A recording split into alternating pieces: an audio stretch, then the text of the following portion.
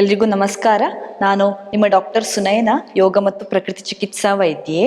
ಇವತ್ತಿನ ಸಂಚಿಕೆಯಲ್ಲಿ ಬಹಳಷ್ಟು ಜನರನ್ನು ಕಾಡ್ತಿರುವಂತಹ ಒಂದು ಮೆಟಬಾಲಿಕ್ ಡಿಸಾರ್ಡರ್, ಡಯಾಬಿಟಿಸ್ ಮೆಲಿಟಸ್ ಅಥವಾ ಮಧುಮೇಹದ ಬಗ್ಗೆ ಚರ್ಚೆ ಮಾಡ್ತಾ ಹೋಗಬೇಕು. ಈ ಮಧುಮೇಹ ಅನ್ನುವಂಥದ್ದು ಇಬ್ಬರಲ್ಲಿ ಒಬ್ರಿಗಿದೆ ಅಂತ ಹೇಳ್ತಾರೆ. ಈ ಭಾರತದಲ್ಲಿ ಬಹಳಷ್ಟು ಫಾಸ್ಟಾಗಿ ಸ್ಪ್ರೆಡ್ ಆಗ್ತಿರುವಂತಹ ಒಂದು ಸಮಸ್ಯೆ ಇದು. ಅದಂದ್ರೆ ಇದು ಕಂಟೇಜಿಯಸ್ ಅಲ್ಲ, ಒಬ್ಬರಿಂದೊಬ್ಬರಿಗೆ ಸ್ಪ್ರೆಡ್ ಆಗುವಂಥದ್ದಲ್ಲ, ಆದರೂ ಕೂಡ ಎಲ್ಲರಿಗೂ ಇದೆ. ಹೆಚ್ಚಿನವರಿಗೆ ಡಯಾಬಿಟೀಸ್ ಅಥವಾ ಬ್ಲಡ್ ಶುಗರ್ ಲೆವೆಲ್ ವೇರಿಯೇಷನ್ ಇದ್ದೇ ಇದೆ ಬಹಳಷ್ಟು ಜನಕ್ಕೆ. ಅದರಿಂದಲೇ ಗೊತ್ತಾಗ್ತದೆ ಅದು ಸೈಕೋಸೊಮ್ಯಾಟಿಕ್ ಇಲ್ನೆಸ್ ಅಂದ್ರೆ ಮನೋದೈಹಿಕ ರೋಗ ಅಂತ ಗೊತ್ತಾಗ್ತದೆ. ಇದರಲ್ಲಿ ಕೆಲವು ವಿಧಗಳಿದಾವೆ. ಈಗ ಟೈಪ್ 1 ಡಯಾಬಿಟಿಸ್ ಅಂದ್ರೆ ಸಣ್ಣ ಮಕ್ಕಳಿಗೆ ಕೆಲವೊಮ್ಮೆ ಬರ್ತದೆ, ಹುಟ್ಟುವಾಗಲೇ ಬರ್ತದೆ, ಆ ಥರದ್ದು. ಈ ಟೈಪ್ 2 ಡಯಾಬಿಟಿಸ್ ಅನ್ನುವಂಥದ್ದು ಈಗ ಬಹಳಷ್ಟು ಜನರನ್ನು ಕಾಡ್ತಿರುವಂಥದ್ದು, ಪ್ಲಸ್ ನಾನೀಗ ಡಿಸ್ಕಸ್ ಮಾಡುವಂಥದ್ದು ಕೂಡ ಟೈಪ್ 2 ಡಯಾಬಿಟಿಸ್. ಈ ಎರಡು ಕೂಡ ಅಂದ್ರೆ ಅದರಲ್ಲಿ ಇರಿವರ್ಸಿಬಲ್ ಅಂತ ಹೇಳ್ತಾರೆ, ಅದಕ್ಕೆ ಕ್ಯೂರೇ ಇಲ್ಲ, ಅದನ್ನ ಮೇಂಟೈನ್ ಮಾತ್ರ ಮಾಡ್ಬೋದು ಅಂತ. ಇನ್ನು ಈ ರಿವರ್ಸಿಬಲ್ ಡಯಾಬಿಟಿಸ್ ಏನಂದ್ರೆ ಒಂದು ಪ್ರೀ ಡಯಾಬಿಟಿಸ್, ಅಂದ್ರೆ ಒಂದು ಪರ್ಸನ್ಸ್ ಪ್ರೀ ಡಯಾಬಿಟಿಕ್ ಸ್ಟೇಜ್ ಅಲ್ಲಿ ಇದ್ರೆ, ಡಯಾಬಿಟಿಸ್ ಆಲ್ರೆಡಿ ಅವನಿಗೆ ಬಂದಿಲ್ಲ, ಆದ್ರೆ ಬ್ಲಡ್ ಶುಗರ್ ಲೆವೆಲ್ ಸ್ವಲ್ಪ ಹೈ, ಸಕ್ಕರೆ ಅಂಶ ಸ್ವಲ್ಪ ಜಾಸ್ತಿ ಆಗಿದೆ, ಅದನ್ನ ನಾವು ರಿವರ್ಸ್ ಮಾಡಿಕೊಂಡು ನಾರ್ಮಲ್ ಮಾಡಿಕೊಂಡು ಅವನು ಡಯಾಬಿಟಿಕ್ ಆಗೋ ಸ್ಟೇಜ್ ಅನ್ನ ತಡಿಬಹುದು, ಪ್ರಿವೆಂಟ್ ಮಾಡಬಹುದು. ಇನ್ನೊಂದು ಜಸ್ಟೇಷನಲ್ ಡಯಾಬಿಟಿಸ್ ಅಂತ, ಕೆಲವೊಮ್ಮೆ ಪ್ರೆಗ್ನೆನ್ಸಿಯಲ್ಲಿ ಹೆಣ್ಮಕ್ಳಿಗೆ ಬರುವಂತಹ ಸಮಸ್ಯೆ. ಅಂದ್ರೆ blood sugar level just temporary ಆಗಿ ಪ್ರೆಗ್ನೆನ್ಸಿಯಲ್ಲಿ ಒಮ್ಮೆ ಜಾಸ್ತಿ ಆಗಬಹುದು, ಆಮೇಲೆ ಡೆಲಿವರಿ ಎಲ್ಲ ಆದ್ಮೇಲೆ ಅದು ನಾರ್ಮಲ್ ಆಗ್ತಾ ಬರ್ತದೆ. ಅದು ಜೆಸ್ಟೇಷನಲ್ ಡಯಾಬಿಟಿಸ್, ಅದು ಕೂಡ ರಿವರ್ಸಿಬಲ್. ಈ ಟೈಪ್ 1 ಟೈಪ್ 2 ಡಯಾಬಿಟಿಸ್ಗಳು ಯಾವತ್ತು ಕೂಡ ರಿವರ್ಸಿಬಲ್ ಅಲ್ಲ ಅನ್ನುವಂಥದ್ದು ಒಂದು ರಿಸರ್ಚ್ ಅಲ್ಲಿ ಹೇಳಲ್ಪಟ್ಟಿದೆ.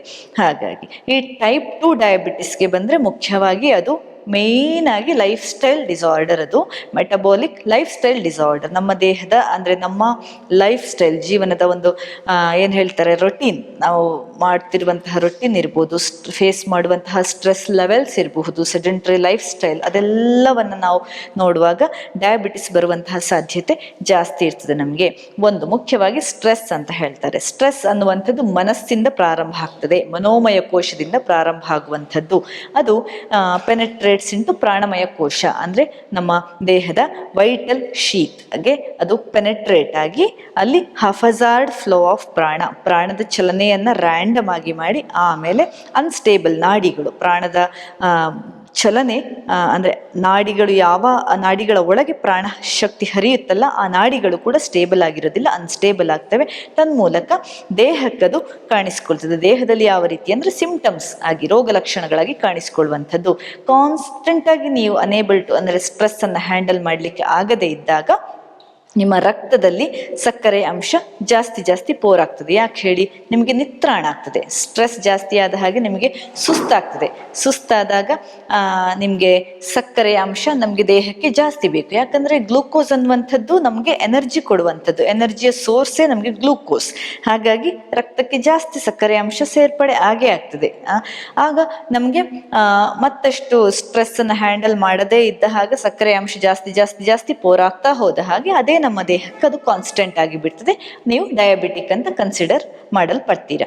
ಅದು ಮುಖ್ಯವಾಗಿ ನಾವು ಮಾಡಬೇಕಾದಿಷ್ಟೇ, ನಮ್ಮ ಮನಸ್ಸನ್ನು, ನಮ್ಮ ಸ್ಟ್ರೆಸ್ ಲೆವೆಲ್ಸ್ ಅನ್ನ ಕಂಟ್ರೋಲ್ ಮಾಡುವಂಥದ್ದು. ಅದಕ್ಕೆ ಹೇಳಿದ್ದು ಮನೋದೈಹಿಕ ಕಾಯಿಲೆ ಅಂತ. ಇನ್ನು ಕೆಲವೊಂದು ರಾಂಗ್ ನೋಷನ್ ಇದೆ, ನೀನು ಸ್ವೀಟ್ ಜಾಸ್ತಿ ತಿಂತೀಯ ಅದಕ್ಕಾಗಿ ನಿಂಗೆ ಡಯಾಬಿಟಿಸ್ ಬಂದಿದೆ ಅಂತ. ಅದು ಮಾತ್ರ ಖಂಡಿತ ತಪ್ಪು. ಸ್ವೀಟ್ ಅನ್ನು ಹೆಚ್ಚು ತಿನ್ನೋರಿಗೆ ಡಯಾಬಿಟಿಸ್ ಬರ್ತದೆ ಅನ್ನುವಂಥದ್ದು ತಪ್ಪು. ಈ ಒಂದು ಮೆಟಬಾಲಿಕ್ ಡಿಸಾರ್ಡರ್ ಅಲ್ಲಿ ಸ್ವೀಟ್ ಅಂತ ಗ್ಲುಕೋಸ್ ಡೈಜೆಷನ್ ಅಂದ್ರೆ ಗ್ಲುಕೋಸ್ ಅನ್ನ ಅಲ್ಲಿ ಮೇಂಟೈನ್ ಮಾಡುವಂತಹ ತಾಕತ್ತು ಕಡಿಮೆ ಆಗುವಂಥದ್ದು. ಹಾಗಾಗಿ ಈ ಉಪ್ಪು ಖಾರ ಜಾಸ್ತಿ ತಿನ್ನೋರಲ್ಲೇ ಹಾಗೆ ನೋಡಿದ್ರೆ ಡಯಾಬಿಟಿಸ್ ಮೆಲಿಟಸ್ ಜಾಸ್ತಿ ಬರುವಂಥದ್ದು. ಹೈ ಒಂದು ಸಾಲ್ಟಿ ಅಥವಾ ಹೈ ಸ್ಪೈಸಿ ಫುಡ್ ತಿಂದ್ರೆ ಕೆಲವೊಮ್ಮೆ ಆ ಮೆಟಬಾಲಿಕ್ ಡಿಸಾರ್ಡರ್ ಸಡನ್ ಆಗಿ ಕಾಣಿಸ್ಕೊಳ್ಳುವಂತಹ ಸಾಧ್ಯತೆ ಜಾಸ್ತಿ. ಮತ್ತೆ ಜಂಕ್ ಫುಡ್ ಮತ್ತೆ ಪ್ಯಾಕ್ಡ್ ಐಟಮ್ ಬೆವರೇಜಸ್ ಅದರಲ್ಲಿ ಹೇಗಿದ್ರು ಇದೆ ಅಲ್ಲ. ಇನ್ನು ಅದು ಅಲ್ಲದೆ ರಾತ್ರಿ ತುಂಬಾ ದಿನ ನಿದ್ದೆ ಮಾಡದೇ ಇರೋದು, ನಿದ್ದೆಗೆಡುವಂಥದ್ದು, ತುಂಬಾ ಓವರ್ ವರ್ಕ್ ಮಾಡುವಂಥದ್ದು, ತುಂಬ ಆಂಗ್ಷಿಯಸ್ ಆಗಿರುವಂಥದ್ದು, ಇವೆಲ್ಲ ಕೂಡ ನಿಮ್ಮ ಸ್ಟ್ರೆಸ್ ಲೆವೆಲಿಗೆ ಸೇರ್ಪಡೆ ಆಗುವಂಥದ್ದು. ಇವೆಲ್ಲ ಕೂಡ ಕಾನ್ಸ್ಟೆಂಟ್ ಆಗಿ ನಿಮ್ಮ ಮನಸ್ಸಿಗೆ ಎಫೆಕ್ಟ್ ಆಗಿ ಅದು ದೇಹಕ್ಕೆ ರೋಗ ಲಕ್ಷಣಗಳ ರೂಪದಲ್ಲಿ ಕಾಣಿಸ್ಕೊಂಡು ಆಮೇಲೆ ಕೊನೆಗೆ ರಕ್ತದಲ್ಲಿ ಸಕ್ಕರೆ ಅಂಶ ಜಾಸ್ತಿ ಆಗ್ತದೆ. ಕೊನೆಗೆ ನೀವು ಡಯಾಬಿಟಿಕ್ ಅಂತ ಕನ್ಸಿಡರ್ ಮಾಡಲ್ಪಡ್ತೀರಾ. ಇಷ್ಟೆಲ್ಲ ಇದೆ, ಇದರ ಹಿಂದೆ ಇಷ್ಟೆಲ್ಲ ಸಮಸ್ಯೆಗಳಿದ್ದಾವೆ ಡಯಾಬಿಟಿಸ್ ಅಲ್ಲಿ. ಹಾಗಾಗಿ ಈ ಡಯಾಬಿಟಿಸ್ ಅನ್ನುವಂಥದ್ದು ಮುಖ್ಯವಾಗಿ ಮನಸ್ಸು, ಅಂದ್ರೆ ಡಯಾಬಿಟಿಸ್ ನಾನು ಹೇಳ್ತಿರೋದು ಟೈಪ್ 2 ಡಯಾಬಿಟಿಸ್, ಅದು ಮನಸ್ಸಿಗೆ ಸಂಬಂಧಪಟ್ಟದ್ದು. ಕೆಲವೊಂದ್ಸಲ ಹೆರಿಡಿಟ್ರಿ ಫ್ಯಾಕ್ಟರ್ ಕೂಡ ಇರ್ತದೆ. ನಿಮ್ಮ ಅಜ್ಜಿಗೋ ಅಜ್ಜನಿಗೋ ಡಯಾಬಿಟಿಸ್ ಇದ್ರೆ, ತಂದೆ ತಾಯಿಗಿದ್ರೆ ಅದು ಮತ್ತೆ ನಿಮಗೆ ಆ ಜೀನ್ಸ್ ಮೂಲಕ ನಿಮಗೂ ಬರುವಂತಹ ಸಾಧ್ಯತೆ ಇರ್ತದೆ. ಆದ್ರೆ ಎಷ್ಟಾದ್ರೂ ಸರಿ ಲೈಫ್ ಸ್ಟೈಲ್ ನೀವು ಅದನ್ನ ಸರಿ ಮಾಡ್ಕೊಳ್ಬಹುದು, ಡಯಟ್ ಇಂದ ಕೂಡ ನಿಮ್ಗೆ ಸರಿ ಮಾಡ್ಕೊಳ್ಬಹುದು. ಯಾಕಂದ್ರೆ ಲಾಂಗ್ ಟರ್ಮ್ ಡಯಾಬಿಟಿಸ್ ಇಂದ ನರಳ್ತಿರೋರು ಮೆಡಿಸಿನ್ ತಗೊಂಡ್ರೆ ಕೂಡ ಒಂದು ಸ್ಟೇಜ್ ಅಲ್ಲಿ ನಮ್ಮ ದೇಹ ಮೆಡಿಸಿನ್ಗೆ ರೆಸಿಸ್ಟೆಡ್ ಆಗಿ ಬಿಡ್ತದೆ, ಅದಕ್ಕೆ ಹೆಚ್ಚು ರೆಸ್ಪಾಂಡ್ ಮಾಡೋದಿಲ್ಲ ದೇಹ, ಮತ್ತೆ ಹೈ ಡೋಸೇಜ್ ಬೇಕಾಗ್ತಾ ಹೋಗ್ತದೆ. ಯಾಕೆ ಹೇಳಿ, ಕಣ್ಣಿಗೆ ರೆಟಿನೋಪತಿ ರೂಪದಲ್ಲೋ, ನ್ಯೂರೋಪತಿ ನರ್ವಸ್ ಸಿಸ್ಟಮ್ಗೆ ನ್ಯೂರೋಪತಿ ರೂಪದಲ್ಲೋ, ಅಥವಾ ಬೇರೆ ಬೇರೆ ಆರ್ಗನ್ಸಿಗೆ ಹಾರ್ಟ್ಗೆ ಇರಬಹುದು, ಬೇರೆ ಬೇರೆ ಆರ್ಗನ್ಸಿಗೆ ಅದು ಎಫೆಕ್ಟ್ ಆಗದ ಹಾಗೆ ತಡೀಲಿಕ್ಕೋಸ್ಕರ ನಾವು ಖಂಡಿತವಾಗಿ ಮೆಡಿಸಿನ್ ಡೋಸೇಜ್ ಜಾಸ್ತಿ ಮಾಡ್ತಾ ಹೋಗ್ಬೇಕಾಗ್ತದೆ. ಹಾಗಾಗಿ ಅದರ ಬದಲಾಗಿ ನ್ಯಾಚುರಲ್ ಆಗಿ ನೀವು ಡಯಾಬಿಟಿಸ್ ಅನ್ನು ಕಂಟ್ರೋಲ್ ಮಾಡಲಿಕ್ಕೆ ಒಂದು ಟ್ರೈ ಮಾಡ್ಬೋದಲ್ಲ.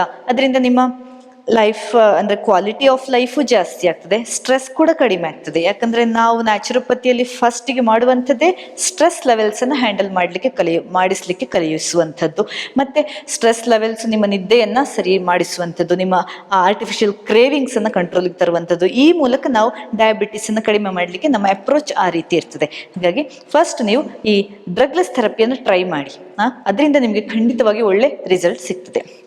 ಇನ್ನು ಮುಂದೆ ಡಯಾಬಿಟಿಸ್ನ ಸಿಂಪ್ಟಮ್ಸ್ಗಳನ್ನು ನಾವು ನೋಡ್ತಾ ಹೋಗುವ ಒನ್ ಬೈ ಒನ್. ಮುಖ್ಯವಾಗಿ ಡಯಾಬಿಟಿಸ್ ಅಲ್ಲಿ ಕಾಣುವಂಥದ್ದು ತುಂಬ ಬಾಯಾರಿಕೆ ಆಗುವಂಥದ್ದು, ಅತಿಯಾದ ಹಸಿವಾಗುವಂಥದ್ದು, ಮತ್ತೆ ವೆಯ್ಟ್ ಲಾಸ್ ಮಾಡಲಿಕ್ಕೆ ಆಗದೇ ಇರುವಂಥದ್ದು ಇರಬಹುದು.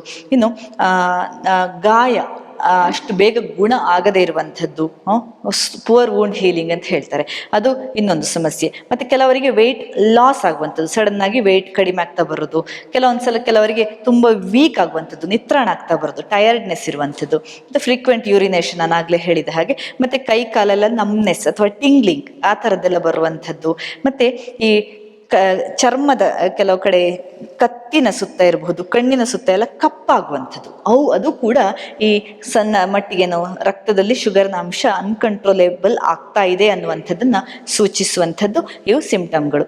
ಈಗ ಫಾಸ್ಟಿಂಗ್ ಬ್ಲಡ್ ಶುಗರ್ ಲೆವೆಲ್ ಸಾಧಾರಣ ಒಂದು 70 to 100 mg/dl ಇರಬೇಕು ಅಂತ ಹೇಳ್ತಾರೆ. ಹಾಗೆ ಊಟ ಆದಮೇಲೆ 2 ಗಂಟೆ ನಂತರ ಆದರೆ 140 mg/dlಗಿಂತ ಕಡಿಮೆ ಇರಬೇಕು, ಅದೊಂದು ಸ್ಟ್ಯಾಂಡರ್ಡ್ ನಾವು ಇಟ್ಕೊಂಡಿರುವಂಥದ್ದು. ಆದರೆ ಈ ನಂಬರನ್ನು ನಾವು ನೋಡೋದಕ್ಕಿಂತ ಈ ಪ್ರಕೃತಿ ಚಿಕಿತ್ಸೆಯಲ್ಲಿ ನಾವು ಸ್ಟ್ರೆಸ್ ಲೆವೆಲ್ಸನ್ನು ಕಡಿಮೆ ಮಾಡಿ ರೂಟ್ ಕಾಸನ್ನು ತೆಗಿಲಿಕ್ಕೆ ನೋಡ್ತೇವೆ ಡಯಾಬಿಟಿಸಲ್ಲಿ. ಹಾಗಾಗಿ ಈ ಒಂದು ಟ್ರೈ ಮಾಡಿ ನೋಡಬೇಕು ನೀವು, ಪ್ರಕೃತಿ ಚಿಕಿತ್ಸೆಯ ಒಂದು ಅಪ್ರೋಚನ್ನು ನೋಡಿ, ಅದರಲ್ಲಿ ನಿಮಗೆ ಬಹಳ ಒಳ್ಳೆಯ ರಿಸಲ್ಟ್ ಸಿಗ್ತದೆ. ಇನ್ನು ಮುಂದೆ ಈ ಇನ್ಸುಲಿನ್ ಅಂದರೆ ಏನು, ಮತ್ತು ಈ ಲಿವರಲ್ಲಿ ಹೇಗೆ ಸ್ಟೋರ್ ಆಗ್ತದೆ, ಅದು ಫಾಸ್ಟಿಂಗಲ್ಲಿ ಹೇಗೆ ಯುಟಿಲೈಸ್ ಆಗ್ತದೆ, ಇವೆಲ್ಲವನ್ನು ನೋಡ್ತಾ ಹೋಗ್ತೇವೆ ನಾವು. ಅದು ಅಲ್ಲದೆ ನಮ್ಮ ಪ್ರಕೃತಿ ಚಿಕಿತ್ಸೆಯಲ್ಲಿ ಯಾವ ರೀತಿಯಲ್ಲಿ ಡಯಾಬಿಟಿಸ್ ಅನ್ನು ಹ್ಯಾಂಡಲ್ ಮಾಡ್ಬೋದು ಅನ್ನುವಂಥದ್ದನ್ನು ಕೂಡ ಮುಂದೆ ನೋಡ್ತಾ ಹೋಗುವ. ಅಲ್ಲಿ ತನಕ ನಮಸ್ಕಾರ.